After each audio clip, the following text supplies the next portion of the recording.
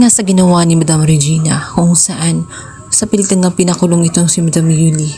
Kaya naman siya na nga ang gumawa ng paraan kung paano nga makarating kay Marge at kay Paolo, kay Thea.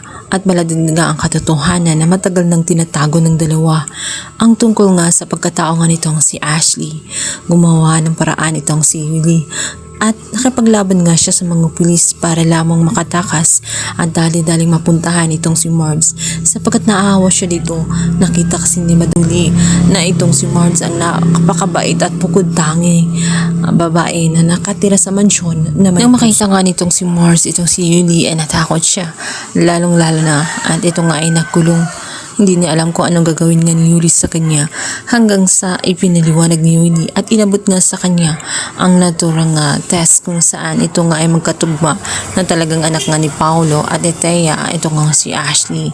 Hindi yung mga time kung saan nagbubuntis pa lamang itong si Thea at naghahangad ng benefits matapos ng mabuntis ay niyang mabaliwala at hindi makilala ang kanyang anak.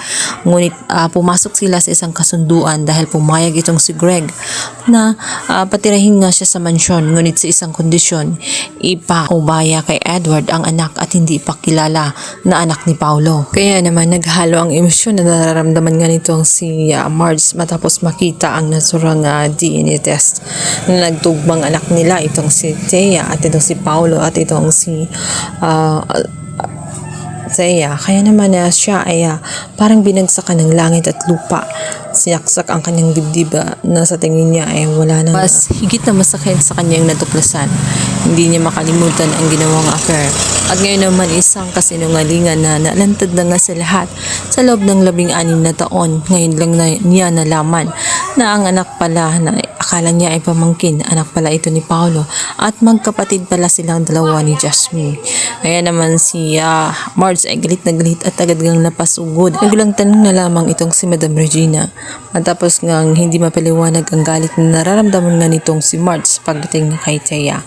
Sinabunutan at talagang sinaktan niya ito ng husto dahil alam ni Marge na yun lang ang tanging paraan para mabawasan ang sakit na nararamdaman niya sa isang kasinungalingan na talaga namang hindi basta-basta. At ngayon ay galit na galit siya maging dito nga kay Greg. Dito naman ay halatang nagpapanik itong si Madam Regina. Hindi niya alam kung paano awatin ang dalawang babae na kanyang manugang.